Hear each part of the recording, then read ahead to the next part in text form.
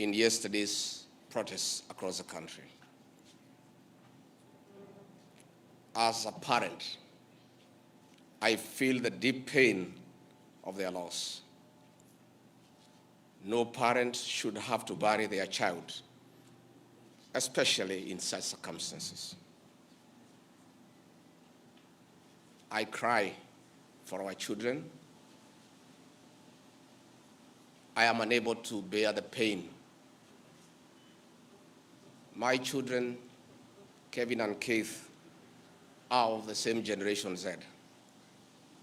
I want to put myself in the shoes of parents who have lost their young children and appreciate the pain, the anguish, the torment. Innocent young children whose only crime was to air their views in a democratic country. My heartfelt condolences, that of my wife, Pastor Dorcas, my son, Kevin and Keith, to the grieving families. May the Lord give them fortitude, the grace, the strength to bear the pain. We wish quick recovery to those who are injured and those who are admitted in hospital. The loss and destruction of public and private property during the demonstrations is deeply unfortunate. I empathize with the members of Parliament for the traumatic experience in and out of Parliament. I want to urge our young people that they don't have to destroy property to be heard. I want them to know that members of Parliament are free to exercise their voting right. And should anyone have a problem with a member of Parliament for a certain decision that he or she has made, you'll have an opportunity in the next general election to express your displeasure. Most of those offices that have been touched are public offices put up with the public funds. It's very, very unfortunate. The violence witnessed across the country was unnecessary and uncalled for because violence begets violence. It is unfortunate that it had to get to this. Dialogue is critical to avert similar occurrences in the future. It is now time for restraint and reflection to avoid recurrence of these unfortunate and unprecedented events. The decision by our President this evening to withdraw the finance bill after listening to the people of Kenya is the new beginning that should nurture the culture of consultation and engagement. The President, in his own admission, has listened to the people and admitted there was a problem that the people were opposed to the bill in its entirety. It is also the beginning of acknowledging that there is a disconnect between the people and their government. I really want to thank the President for listening to the people as he should be. The President, myself, and elected leaders are servants of the people. Going forward, this should be the norm, listening to the people. I'm on record for the last 3 months of asking leaders to listen to the ground. And I'm happy that my boss, my President, has listened to the people of Kenya. As a truthful and honest man, I must acknowledge that we must engage Generation Z and other young people and all Kenyans, including the church, business community, on critical issues facing them. It seems that either we have not listened enough or we have not communicated our intentions effectively, yet many have voiced their concerns. I would like to take this opportunity to ask our leaders to stop the culture of castigating the people with different views and opinions. It is time for leaders to tone down and stop the habit of talking down to the people. And this brings me to the critical issue why I've called this press conference. As Deputy President of the Republic of Kenya, I and President William Ruto were on the ballot and were given a mandate by the people of Kenya directly. I am an elected Deputy President, I'm not appointed. I therefore have a responsibility to the people of Kenya, and that responsibility is informed by my belief that honesty and truth are critical components of leadership. We have lost lives, property destroyed, anarchy, fear, uncertainty. How did we get here? How did we get here? We were just elected the other day as a very popular government. Where did the rain begin to beat us? Where did we stop listening to the people? President William Ruto and I were the darling of the Kenyan people by listening to them, by engaging them.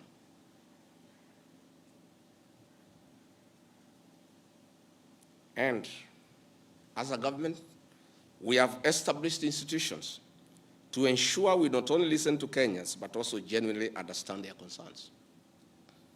We invest significant resources in these institutions, particularly the National Intelligence Service, for this purpose. It is clear there has been a failure in the intelligence and advice we are receiving, particularly concerning crucial government policies. The President of the Republic of Kenya today has admitted that it has come to his attention that the people of Kenya did not want anything to do with the Finance Bill 2024.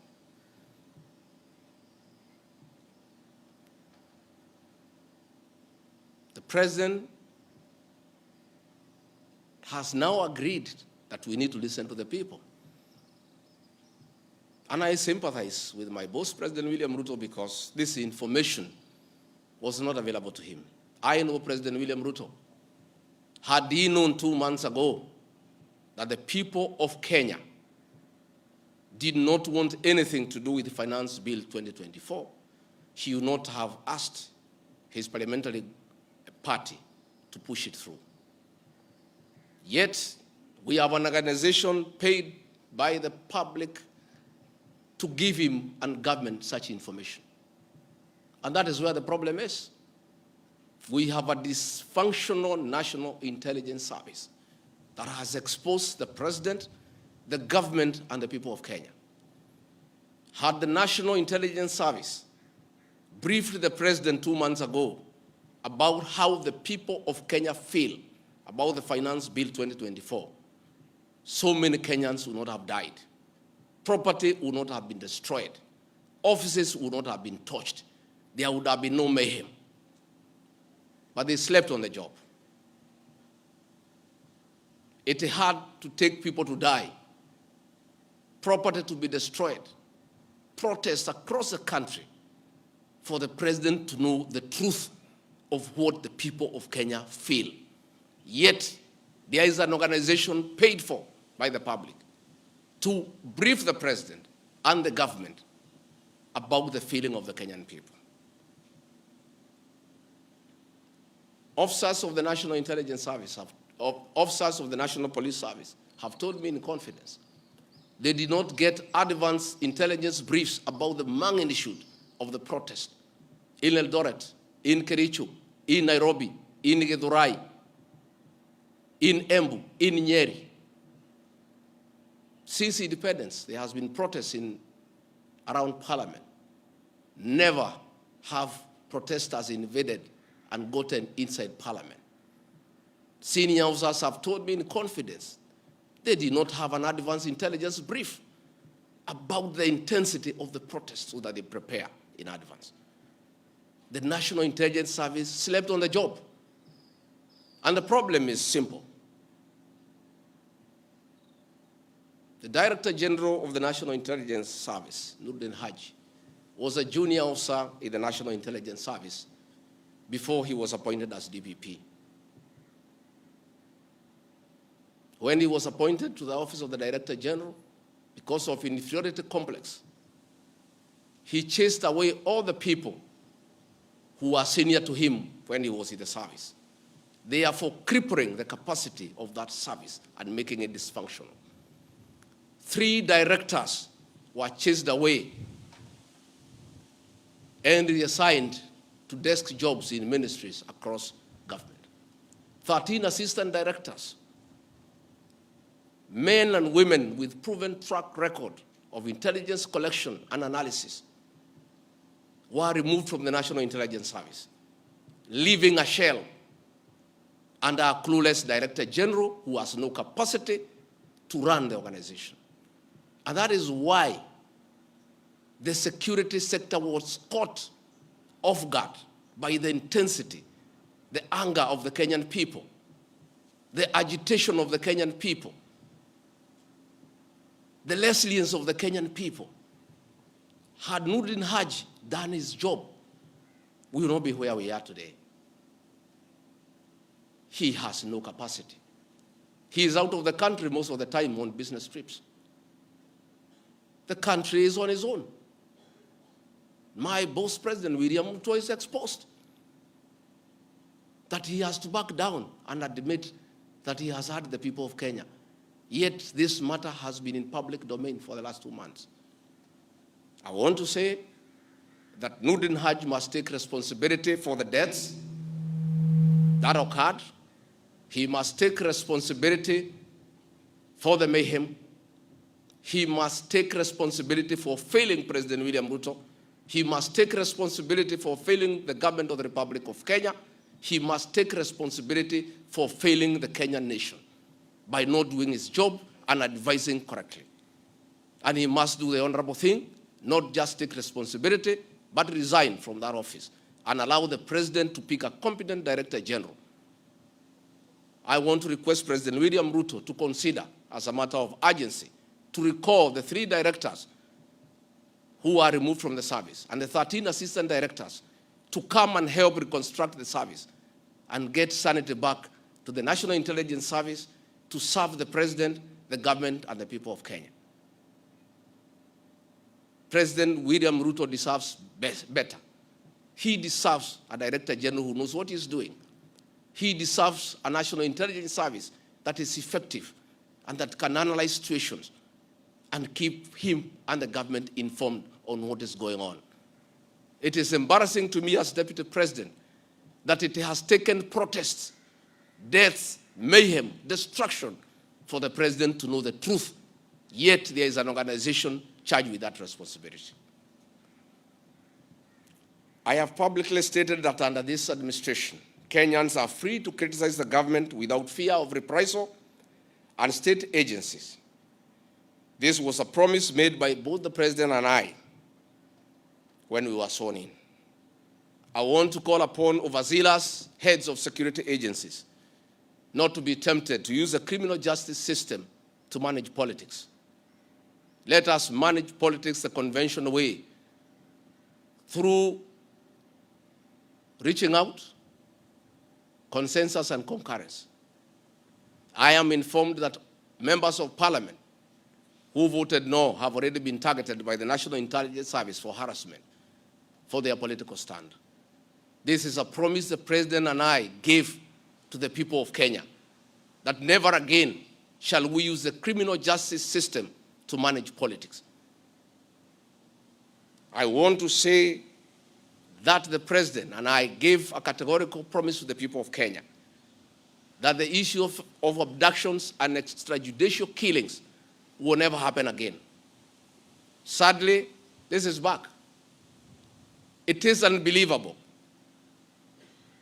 that the son of the Honorable Attorney General of Kenya, Justin Bidan Muturi, was abducted at night in a commando style by officers of the National Intelligence Service and held incommunicado for 18 hours. Yet, that is the Honorable Attorney General of the Republic of Kenya. what will happen to other Kenyans? I want to ask our law enforcement agencies to dignify the president and I before the people of Kenya and not backtrack on the promises we made to the people of Kenya, that we shall never again use the criminal justice system to manage politics. Yesterday, Nurdin Haji was trying to put up a team together to craft lies and propaganda and attribute the chaos that were in the country to leaders, I included, former President Uhuru Kenyatta and others. Yet it is very clear, and the president has admitted, that these protests were caused by the anger of the people of Kenya and their refusal of Finance Bill 2024. I want to call on the National Intelligence Service not to take us back to the dark old days of the Nyayo era, where you create propaganda and schemes to undermine leaders and those you don't agree with. I want to say in conclusion, this is a time for reflection and action. And we need to take immediate steps, as the president has guided, and I'm very happy, to engage the Generation Z. And I want to call that generation to tell us whom to engage, because they are leaderless, they are tribeless, they have no organizational structure, but we would like to engage the right people. There could be a temptation among some young people around us in government to pick some friends of theirs and attempt to bring them for discussion.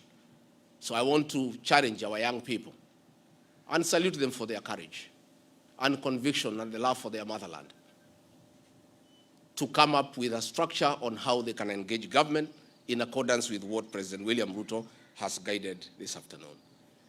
In view of the very wise decision by the president, in conformity with the wishes of the Kenyan people, to withdraw Finance Bill 2024 that was in contention, as Deputy President of the Republic of Kenya and a patriotic son of this country, I want to appeal to Generation Z to call off the protests for tomorrow, because their cry has been heard by the president. The president has accepted that there was an issue, there was a disconnect, and the president has done the right thing. And I think it's only fair that we call off the protest so that we don't have further loss of lives and destruction of property. It's an appeal that I've made as a father, as a parent, to our young children. We love you, we respect you. Please, I beseech you as your father, now that the president has given in and accepted to go with the wishes of the Kenyan people, please, my sons and daughters, I plead with you to save lives, to save bloodshed, to save loss of property and lives. My sons, my daughters, please make an announcement this evening and call off the protest. And then we can begin the process of truthful engagement with the Kenyan people. We can begin an honest conversation on how to work on our country. Finally, I want to ask the president and our government to consider a plan on how to help those families that lost their livelihoods as a result of lack of proper advice by the National Intelligence Service. All these things happened because of government failure. It should never happen. Let us see how to compensate to those families, those who are dead. We help those who are in hospital with bills, and we help to bury them. Again, I want to ask Kenyans not to punish members of parliament for the stand that they took. A government is formed by a political party. Once a government has a program in parliament and decides it is good for the people, members of parliament from that party must toe the line. I don't want you to punish our members of parliament. They just did what is right in terms of our political formation. Allow them to be. Allow them to support their government, because that's why they were elected as members of the government party. Let us not harass them. Let us not abuse them. Let us not attack their properties. They were just doing what the government wanted. And now that the government has decided to do the right thing, I think we should close that chapter. And if you have a problem with your member of parliament over this matter or any other matter, you will have an opportunity at the right time to punish that member of parliament or affirm he or her by re-electing him or her. And if we do that, it will be good for this country. Finally, I also want to ask the president to consider the issues of the demolitions of houses along Nairobi River. Houses that had approved building plans, built on land with title deed, were demolished, and only a compensation of 10,000 was given, which is unacceptable and unfair. Let us consider any landowner who had a genuine title, who had constructed a house that had been approved by the city authorities for compensation, because it's good to be fair. I really want to thank you and ask the people of Kenya to keep peace and to love one another. Now that this matter of Finance Bill 2024 has been settled, let us all go back to work. Let us be peaceful. Let us not be violent. Let us not talk at each other. Let's try to love one another. We have a beautiful country. We have no other country to run to. Let us not burn our country because of disagreements on issues. And I know as long as we keep on talking to each other, this country is going to places. As Deputy President and Principal Assistant to President William Ruto, again, I want to affirm to the people of Kenya that I will continue helping the President to discharge his duties in the management of the affairs of this country. I'll continue giving him proper and sound advice based on honesty and truth, because I'm the only Kenyan who took the Bible in Kasarani and swore before God and before man to advise President William Ruto. Many people have been very unhappy with me for saying things that are truthful, to a point of trying to isolate me because they didn't want me to say the truth. But I'll keep on saying the truth. I'll keep on being truthful and honest, because that is what the people of Kenya expect me to do. Thank you very much, and good evening. Asanteni sana. Tumeshukuru sana. Thank you.